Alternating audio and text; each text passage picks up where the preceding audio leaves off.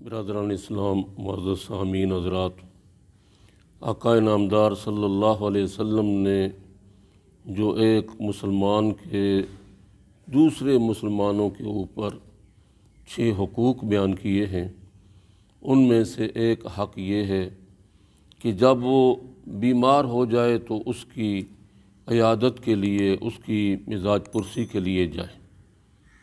یہ مریض کی مزاج پرسی کے لیے جانا یہ بہت بڑا کار ثواب ہے، اور اس سے اللہ تبارک و تعالی خوش ہوتے ہیں اور اس کو جو ہے سایہ رحمت میں جگہ دیں گے۔ اس کو اپنا معمول بنانے کی ضرورت ہے۔ احادیث میں عیادت کرنا مریض کی، اس کی مزاج پرسی کے لیے جانا، اس کے بڑے فضائل وارد ہوئے۔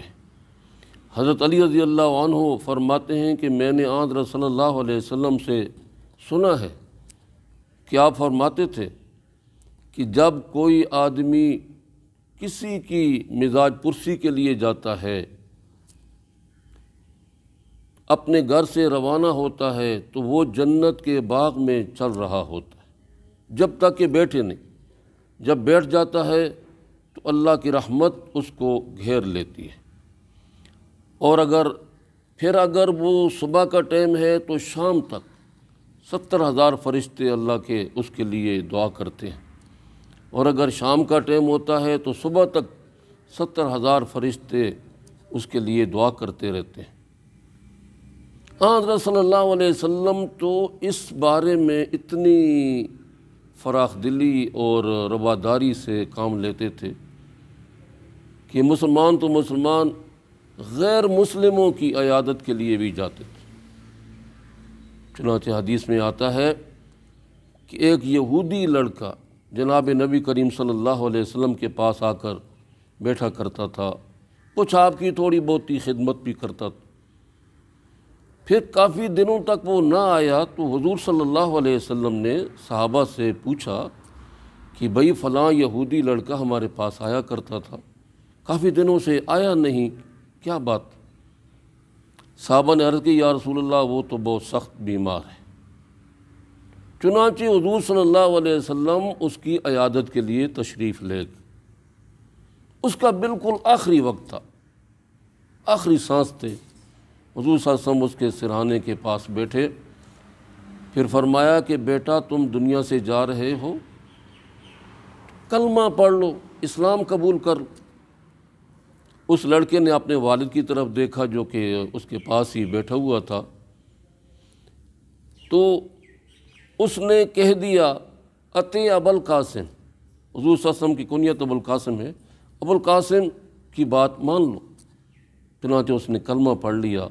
حضور صلی اللہ علیہ وسلم بہت خوش ہوئے اور یہ کہتے ہوئے واپس ہوئے کہ خدائے بزرگ و برتر کے لیے تمام تعریفیں، جس نے میرے ذریعے اس لڑکے کو جہنم سے نجات دے۔ تو دیکھیں کتنی فراخ دلی۔ اس سے یہ بات معلوم ہوتی ہے کہ تنگ نظر نہیں ہونا چاہیے انسان کو، کہ غیر مسلم کی شکل بھی دیکھنا گوارا نہ کرے، غیر مسلم کو دیکھ کر ہی اس کے ماتھے پر شکن پڑ جائیں۔ ایسی بات جو ہے یہ نہ اسلام کی تعلیم ہے اور نہ بزرگان ملت کا یہ طریقہ رہا ہے۔ یہ تاریخ میں جو یہ بات ملتی ہے کہ صوفیاء کرام کی مجالس میں ایک ایک مجلس میں ہزاروں ہندو کلمہ پڑھتے تھے، تو کیوں پڑھتے تھے؟ اسی وجہ سے پڑھتے تھے کہ وہ ان کے ساتھ سلوک اچھا کرتے تھے وہ، اور اپنے اخلاق عالیہ کا مظاہرہ کرتے تھے، جس کی وجہ سے وہ مسلمان ہو جاتے تھے۔ تو اللہ تبارک و تعالی ہمیں بھی یہ عظیم سنت جو ہے اس پر عمل کرنے کی توفیق عطا فرمائے۔